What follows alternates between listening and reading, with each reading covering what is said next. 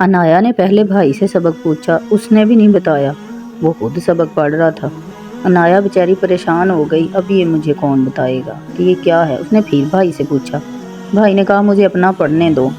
अनाया कहती है, अब ये मुझे कौन बताएगा, मैं क्या करूं। फिर उसके जहन में ख्याल आया कि मामा से पूछ के आती हूँ। फिर वो दौड़ी दौड़ी मामा के पास गई और कहने लगी, मामा ये मुझे बता दें ये क्या है।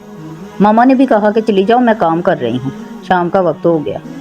अनाया बहुत मायूस हुई कि आज मुझे कोई सबक ही नहीं बता रहा, मैं टीचर को क्या जवाब दूंगी, मुझे ये नहीं आता।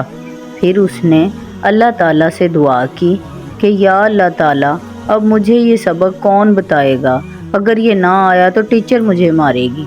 इतने में उसके बाबा आ गए। अनाया ने देखा कि बाबा आ गए हैं। वो भागी भागी अपने बाबा के पास गई और कहने लगी, बाबा मुझे ये सबक बता दें, मुझे ये नहीं आता, टीचर मुझे मारेगी, आप मुझे ये पढ़ा दो। तो उसके बाबा ने कहा, आओ बेटा मैं पढ़ाता हूँ, ये खाने वाली चीज़ है, इसे कोकोनट कहते हैं। हमारे प्यारे नबी हज़रत मोहम्मद सल्लल्लाहु अलैहि वसल्लम ने फरमाया, वो शख्स जिसने इल्म सिखाया, जिस पर इसके मरने के बाद भी अमल किया जाता रहा, इसके लिए भी इतना ही अजर होगा जितना अजर अमल करने वाले के लिए है।